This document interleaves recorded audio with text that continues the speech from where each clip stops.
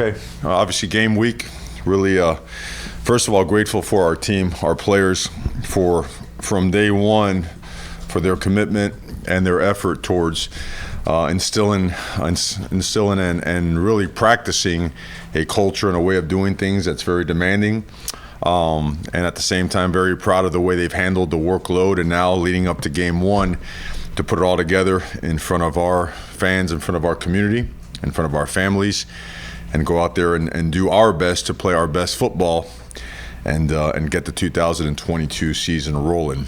Obviously, we still have several position battles going on, more so on defense than on offense. On the offense, there's a lot more clarity as to who will open up the game. As a starter on defense, we have multiple positions that still require a couple more days of figuring it out and assessing to see who goes out on the field first, but we have multiple co-starters on defense. So that being said, open to questions.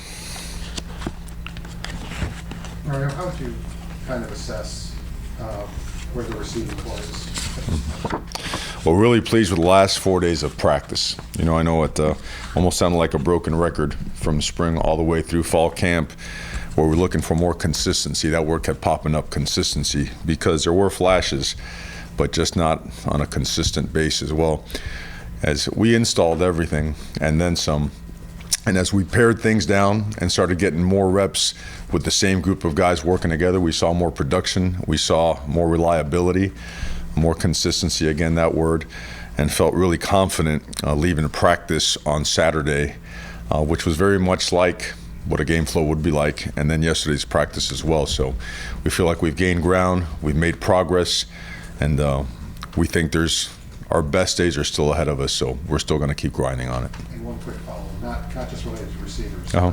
and certainly with no disrespect to the crew, but is week one a week where you're hoping to see twos, maybe even some threes? Oh, that'd be complete disrespect to any opponent, and I would never speak that way about anybody. Bethune is a good football team with good football coaches, and all we're looking for is to play our very best football. Hey Mario, I know everything's a closely guarded secret, but you did mention there's a few position battles open on defense. Can you at least tell us what positions those are? Well, we're a little bit more thick. We're a little bit more thick at the defensive line, right? Where those battles have been going back and forth the entire camp. There's a couple at the O-line position. There's more clarity at some of the others. In the secondary, we feel we have multiple guys that can play winning football, and really competitive battles where no one is back down, which is really encouraging. To make your team really good, you want to see that happen, for that to be a reality. So all in all, what we feel is that by midweek we should have some more clarity. But when you have positions where multiple guys are going to play, you just let it ride, and our guys know. I mean, there's no mind tricks or whatnot. Our guys know who's going to play. That practice tape never tells a lie. The guys that have done well, have earned playing time, they're going to play. Those that haven't, we're going to keep working with them until they're ready enough to play. Coach, at ACC Media Days, you emphasized how discipline was going to be a big part of camp, and it seems like you had reps out at every practice. I guess, how do you feel like the team has done with limiting the silly penalties? I think we've improved. The most important part now, when the lights are on, whether they're on or not. I know it's an earlier game, but come game time, like those choices and decisions and critical times, what's going to show? Are we going to go forward with what we've done, what we've learned, and how we've grown? Or are we going to revert to some habits that we want to get rid of? That's what's the big question out there. We've worked it enough. We've preached it enough. Now it's got to show. And I feel confident that with the steps that we've taken and the way that we've actually, we've created situations where adversity does hit them and they have to respond with a good competitive response. We feel that the progress shown in practice should show up on game day. How confident do you feel in the running back room with the depth being tested recently? I feel confident enough that we're going to play winning football. What about quarterbacking Tyler Van Dyke? What do you think he's improved most throughout camp, and how's he embracing a new offense? I think every part of his game. Tyler is a student of the game. So when you're a quarterback, you really can't ignore any facet of what you do and how you do it. And when you're a guy with the spotlight's on you, like it is on him, your leadership role continues to increase. Right? People want to hear you more. People want to see you get out in front and make things go a certain way, create momentum, by the way you play, but also by the way you address your teammates, the way you form that camaraderie that certainly gets you past the tough moments. His accuracy has been outstanding, decision making, pocket presence, his ability to run the football as well is something that is very underrated that we're certainly very impressed with. All in all, it just continues to grow as a great player and a great quarterback. Mario, Will Mallory, I know he's been limited somewhat as far as contact. He's an important part of the offense, obviously. What's his status for Saturday?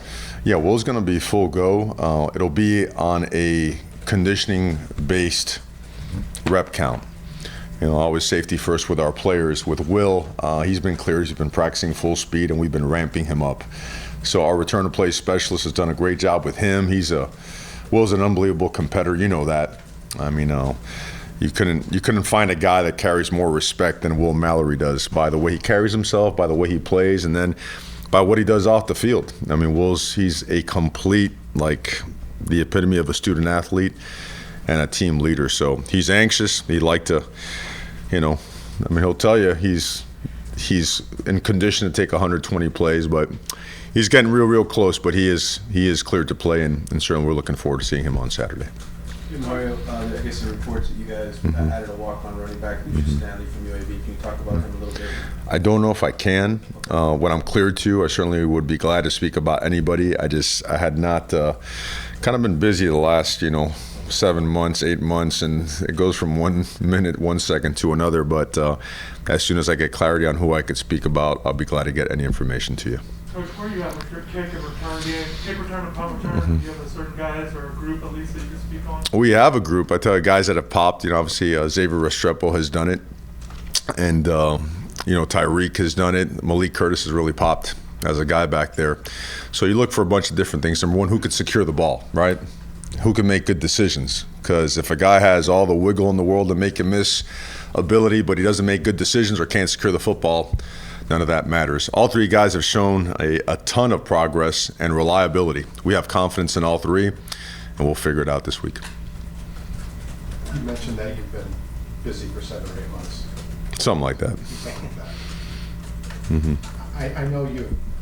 I know that you never want this to be about you, but your first game back and all that. I know you cringe at the notion of any of this, but this week being a game week, it's going to be a big deal for people that know you, a big deal for your friends, big deal for people that want to see you here for a long time. How do you minimize the distraction of game week and just focus on what you have to do and try to keep this going? Oh, I think I'm like the smallest part of this thing, as small as it could be. It's about everything else. It's about making sure that I'm doing all the things to make sure our players, our coaches, our administrators, our recruiting department, development department, you name it, our analyst GAs, everybody can do their job at the maximum level as we put together this game plan, which is already in place, and we've practiced for a couple days, so we can operate at a really high level and always give the best players the best chance to be successful. And making sure that, all these processes we went through, getting on those lifts, simulating game day, the heat of Green Tree practice field, all these things, now all that hard work has to, it was intentional doing it, right? Our purpose-driven practices were special. Now I have to make sure that I do my job and stay in my job and make sure that we get to game day and work to the game, work through the game and beyond, so we could, again, have the best chance to always come out, 1-0. So, I'm simple and boring, so you don't have to worry about me getting caught up in anything. Did anybody ask you for tickets or stuff like that? Your friends, family that are here, are they ready to? I mean, you're killing me right now. I'm gonna get another 200 requests when this question comes out. Yeah, they did, and I gave them the front office number so they can call and purchase them. Except for a couple of family members, of course. Is there anything special that you do on actual game day? Just keep preparing. Work all the way through the game. I mean, we never stray from we're very process-oriented. It's just the way we've always been trained, and we feel that it keeps us, again, even-keeled. It keeps us where our feet are. That's what's most important. The moment you start letting this thing drift a little bit and think about, whoa, all these people are going to be there, there's going to be family there, what does that have to do with winning the game? Really nothing. So it's important that our team, our staff, everybody just continues to be internally driven, right, and is able to block out any and all exterior noise, distraction, right?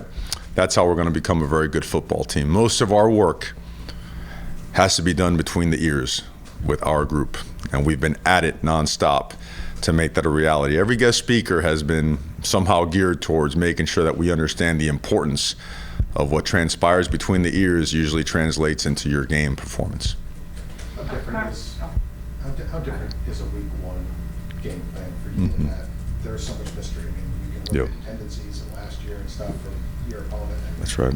It's all guesswork. No. How difficult is really putting together something?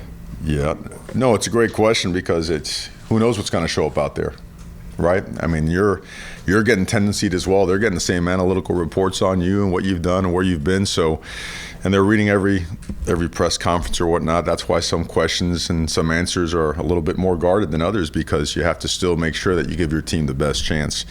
So you have to prepare for what you've seen, but you also have to have enough to have an answer and some counters when it doesn't quite show up like you thought it was going to show up. And then legitimate answers to give your players a great chance. So week ones across the country for generations, right, have always had surprises here and there. And usually it's due to lack of preparation. Well, lack of preparation will never be an issue here. We just have to make sure that we clearly understand that every team we play has really good football players, and nothing but your very best is ever going to be good enough.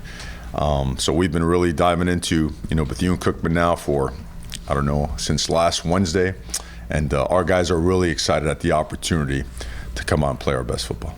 Mario, obviously Tyreek's a pretty solid presence on one side of the field at cornerback. Who have you seen that's impressed you on the other side of the field, between guys like DJ Ivey, Darryl Porter, and all that group?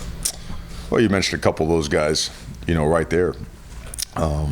I should bring out the depth chart so I don't miss anybody, but DJ Ivey, we've mentioned him since the springtime, and he really has been an unbelievable presence, has been a great performer, has been a great team leader as well. He does a lot.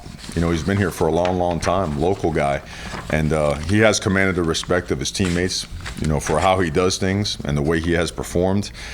You mentioned Darryl has done really well. Isaiah Dunston's done really well. Malik Curtis has taken a tremendous step as well, not only as a returner, we mentioned him returning kicks and punts or whatnot, but also as a corner. The young guys are coming along. Kamari's coming along, even though he's coming off an injury, but he's progressed really well and shows a lot of promise. So we feel really good about the secondary. You mentioned the offensive side is pretty much the starters are set. What about the offensive line? Well, I said there's less. there are less. There's a little bit more clarity is the best way to put that. Okay. But what about the offensive line? Because obviously that was an area where you moved guys around a lot. And we're still going to do that this week. It's not fair. Look, if it was fair and it was clear as day, you'd be handed something today. I mean, there's no head fakes on this side. I don't believe in it. I mean, when we speak here and we get a chance to address the media, it's a privilege. It's also an extension of a team meeting.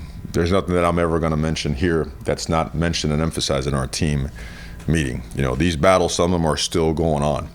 And our players and our program deserve that respect for me to continue to assess and let those guys go on a Tuesday and Wednesday giving their best so we can really put our best guys and our best performers on the field in the way that they deserve to be. Just about Zion, has he last time we talked to you, he had not practiced when we asked you in full. Right. Wondering if he's had a full practice yet. And then the other thing I wanted to ask you was about, I know freshmen get nerves. The opening game, I guess upperclassmen get nerves too, but are you the one that kind of talks to them, whatever, or do you have their teammates talk to them, the veterans? Before the first game, it's a little nerve-wracking for them. Any advice you give them, or what can you tell them? Well, I don't know if it's nerve-wracking as it is a matter of anxiety. Guys going out there and, but we make it real clear. A wise man once told me, before you go out there, throw caution to the wind, right?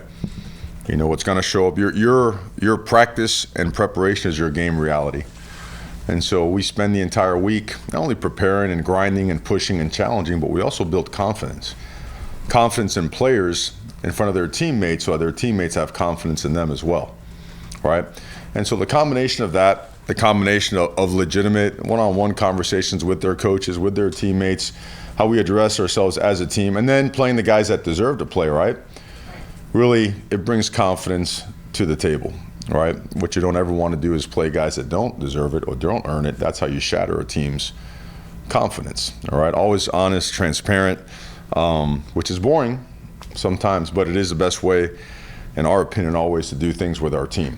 And we believe that, as we get closer and closer to game time, they're going to realize more and more and more that the way that we practice should always be as difficult or more difficult than when we play a game. That's always been the secret sauce to Miami. It wasn't some mythical potion or, a wish. It's always been about what was done on that practice field. Well, we've done that. We've brought that aspect back to our program, which is something that we feel very confident in and looking forward to. They're paying off.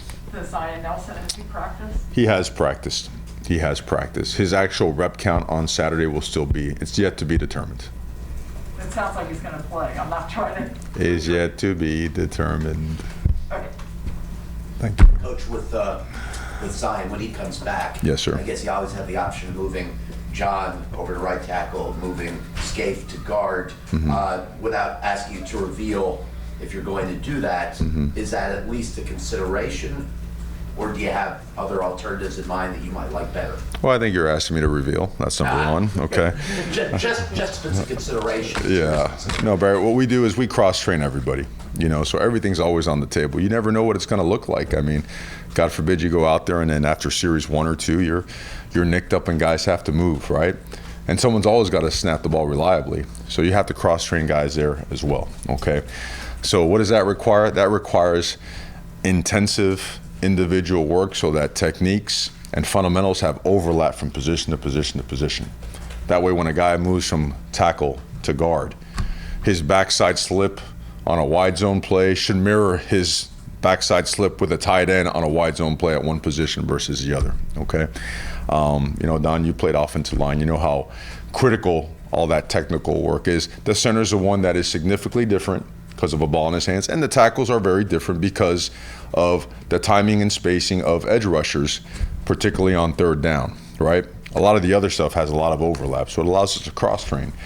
I know it's a long answer to a short question, but we have worked multiple combinations. It'd be too extensive to even get into, but let's just say that we feel confident, and hopefully by the end of the week, maybe even a couple of more, but we feel confident that we have prepared 8 guys that can play winning football, and we're close to getting to 10 that can play winning football, all right? So, but those combinations are pretty extensive. Do you have any players that won't be available Saturday because of disciplinary reasons? We'll find out soon. We'll get that to you as well. Just a quick follow-up. The number 1 jersey, you spoke about that early in fall camp. Did anyone earn that? No, sir. But to that question, I want to say this. I think guys would have performed well enough and have practiced well enough and have done things the right way where they could potentially wear number 1, but no one has asked for it since it was addressed, so we just let it be. It's not a matter of, hey, no one earned number 1. There are plenty of guys that practiced hard enough and did well enough to earn the right, to wear a jersey with that magnitude, but no one has asked for it, so we're letting it be. I was just wondering if, the player-led issue, right? Right. Do you already sense that this can be a player-led team, or do you not find that out until game 1, 2, 3, something like that? I don't think you ever find out till you start playing games, and I don't think you find out until you start playing games that bring a lot of adversity to it. So, you want to find out right away. You want to learn about your team throughout the course of the week. This week, what we want to see? We want to see maturity, and we want to see urgency, right? We want to see a team that takes practice as seriously as a game.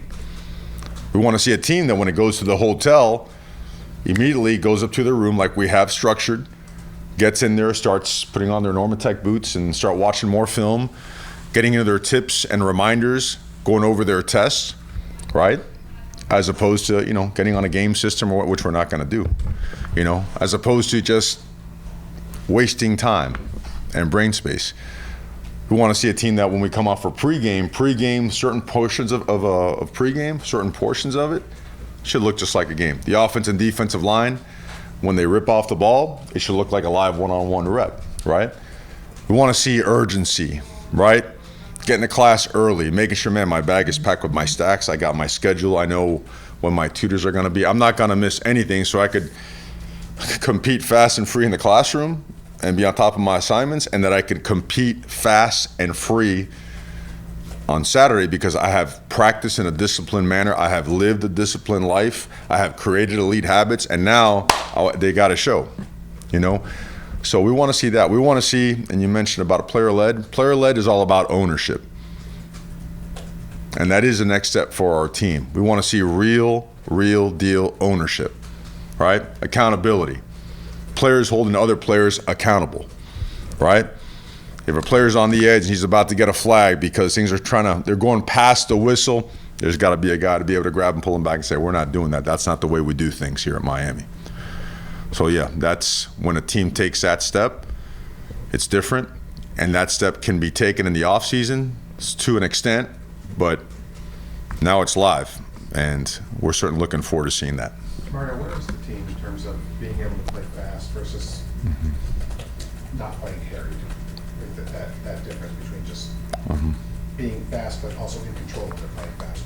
Where are they? Well, I think we're ready for game one. You know, I do. I think that you know, we've installed at an ungodly rate now. I mean, everything, which is, it's a little bit chaotic at times because you have multiple things going against multiple things, and usually that brings, you know, multiple issues, right? You know, exponentially. But then as you start paring down, you realize, whoa, you know, he's seen this particular play against cross splits, nickel fire, corner fire, you know, corner will, all that stuff, and you realize these guys have developed, you know, almost like a sixth sense of understanding timing, spacing, alignments, right? Things that tip you off. So now the game slows down for you a little bit, and that's what we're seeing. So we have seen and we have felt ourselves not only increase, you know, our discipline, but also our ability to play fast. The only way to do that is to know what you're doing, how you're doing it, and why we're doing it that way. So we always preach and stress that, what to do, how to do it, and why we're doing it that way. Mario, the coaches, I just thought of this, the coaches get rusty too as far as game day? Like how long in your experience as a head coach does it take to get in the groove of the actual calling, decision making, you know? No, that's a really good question. I think they get rusty in the process of keeping off the field, right? You've seen in practice how many times, you know, it's almost a WWE match with myself and the coaches. I mean, get off the field, man. You know, you ain't gonna be out there, you know, helping the guy out throughout the course of a game. I just think the process is, that's why we're always wearing headsets. You know, we're simulating game-like scenarios, and that's why a lot of times during practice I'll blow a horn and say, hey, first and goal at the 1, and coach has got to scramble to grab a headset, send in a personnel group, count 11, make sure we got the right guys in the game, and make a call. Well, no, you didn't score, it's a penalty, bring it back. You know, we create enough adversity in practice and scenarios to test our coaches as much as we test our players. We don't want to live on a script when it comes to practice. I don't think that helps a coach completely. Of course, you have to work certain things, you know, in certain parts of the field, in certain situations as well. Situational football, right? You know, having a high football IQ, and situational football, you know, reigns supreme, right? College or the NFL. But you also want to have the ability to put the ball down and on the spot have your coaches react and respond, because that's going to happen at some point in time. Mario, This will be the last question. Sorry, do you have like a clock management coach or somebody who's kind of helping you with that as the game's going on, or helping you, you know, going for 2, all those kind of scenarios? Is there anybody that is kind of in charge of that with you? Right, we always have a 2-point chart, you know, a 4-minute, 2-minute, you know, kill the clock chart.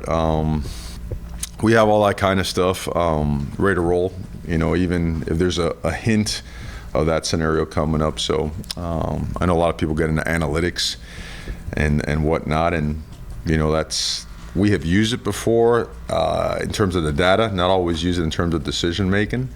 You know, every team is different, every situation is different, and when you're on the field, you really want to look for your matchups, right? Do you feel your matchup could win on this player, or do you feel you're at a disadvantage and maybe you got to opt for plan B as opposed to plan A? So, but I feel that we're pretty airtight as it relates to all those processes. Thank you very much. Thank you. Thank you. All right, guys, game 1. Appreciate you being here. See you guys on Saturday, okay? Thanks. Okay, have a good day. Thank you. We need a bigger podium with more space. Yeah. You guys got all these